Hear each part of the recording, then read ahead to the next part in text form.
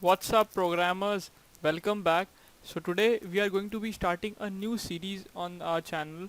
Now, this series will comprise of the advanced concept of the C. For this series, we expect you to know the basics, really the basics. If you don't really know anything about C, you should check out our previous playlist which explains the basics. Now, today we'll be starting with structures. Now, before I tell you what are structures, I'm gonna demonstrate with example how this structure came into picture and how is it useful. So say suppose you have been given a project. Now you have to manage few students. Okay, now these students have three values, that is they have a name, they have roll number, and they have age. Okay, so now I tell you that you are given three students, and for three students you have to manage this. Okay, so the primitive approach that you might think of right now is using arrays. Okay, now so using arrays, how can you do it? Now we'll create three arrays. One will contain name, other will contain your roll number, and the last will contain your age. Okay, so you'll fill this with the details of the students. Say suppose Bob, Alice, and Kevin are there, and their respective roll numbers and their respective age. Now if you see closely, you see that you are using three arrays over here, right? Now managing three arrays is very difficult to program. Okay, so now to avoid this difficulty and a problem, structure came into picture. Now let's look how the structure will provide us an advantage. Now this is a structure which is of student. Okay, so now it will contain your name, roll number, and your age. Now if you see closely, the box of the student is larger, and inside them I have shown name, roll number, and age. Now this is the basic concept behind structure. Like you have a structure is like you can consider it to be a container containing many different fields and grouping them together. Okay, so now using the structure, we have name, roll number, and age, and inside those we can insert the values.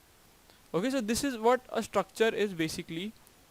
Okay, so now I have shown you how the structure looks like. Now let take a look at what is structure in terms of some which will make you understand it more clearly. Now a structure is basically a custom data type. Now what do I mean by custom data type? In the past we have studied the basic data types like your int, float, double, and char. Okay, so these are primitive data types. Now what a structure is, structure you can consider to be a basically a secondary data type or a custom data type. Now say suppose I want to create a structure for students. Now this is taken from the previous example where I have structure of students which contain the name, roll number, and age. Okay, now say suppose if I want to go even further, let's take another example and look at it. Now if I want to create a book, okay, so structure, I'll create a structure of book. It will contain three things, that is title, author, and subjects, and then you can fill them with the respective values. Okay, so now let's jump into the code and see how do we declare this structure and how does it make our life easier. So I've just written down few basic stuff over here. Now we'll look at declaration of a structure. Okay, so to declare a structure you need to use the keyword struct. Okay, this keyword struct will tell the compiler that you want to create a custom data type. Now after the keyword struct you need to give it a name. Now what do you want to call it?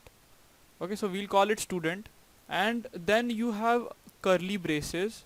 Now inside this structure you'll put all those data types which are necessary to describe your structure. Now a student is described by three things, that is the name, roll number, and his age.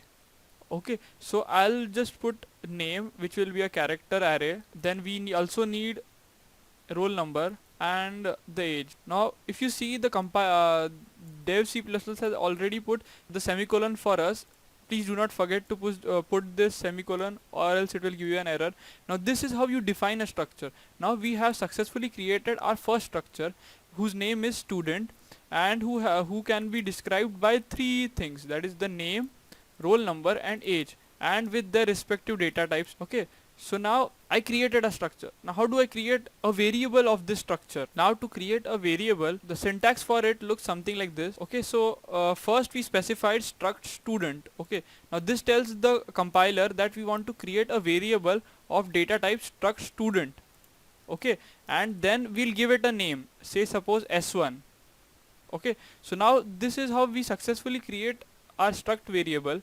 Now how do we populate it, that is how do we initialize it? Now to initialize it, what we can do, there is a simple method to initialize it, which I'll show right now. Inside the curly braces, we'll write down the values which we want to insert in the same order that we have declared, that's name, roll number and age. So, say suppose I want to put the name as Bob, so I'll enter a string saying Bob. I'll enter his roll number, which is 3, and his age, which is 15. Okay, so now I have successfully created a variable and initialized it to some values. Now how to access this variable? Say suppose I want to print the values that are contained in our student s1. So what I'll do, I'll create a printf statement. Okay, so I just created a printf statement. Now to print the name, what we need to do, we need to use the variable that is our s1. Okay, and in s1, what do we want to print? Do we want to print the name, roll number or age? We want to print the name, right? So I'll just put a dot name. Now this will print name on the screen. Okay, so for any variable that you want to access inside a structure, say roll number, we'll just put over here roll number, s1 dot roll number, age, then s1 dot age. Now this is how you do it for roll number and age.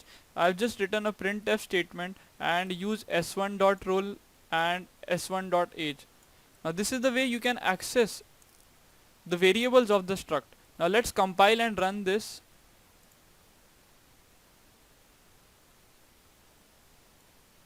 So as you can see, it prints out name is Bob, roll number is 3 and the age is 15. Now this is how the structure works. Now let's take a look at how to dynamically initialize this structure, say from the user. So for it, I'll just, instead of initializing it directly over here, what I'll do is I'll just create a variable here using this syntax, and now what I'll do, I'll ask the user for input. Okay, so I just printed enter your name. Now I'll just scan the input from the user. Now name is in the format of a string, so we'll take the string from the user. So we want to put the name inside our s1 variable, right? So to do this, we'll write s1 dot name. Now this, whatever the user enters will be inserted inside the name. Now the same thing can be done for our roll number and age. Now for the roll number, we'll take the input in the same way, that is s1 dot roll.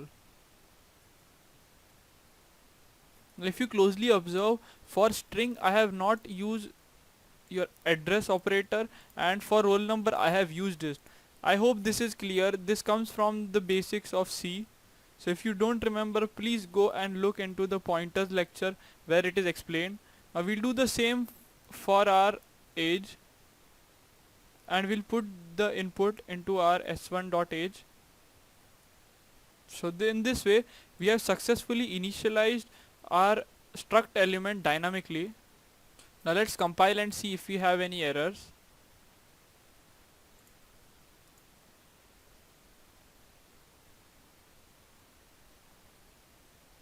So no errors, and our program is running successfully. Now it's asking for a name, so let's enter Alice.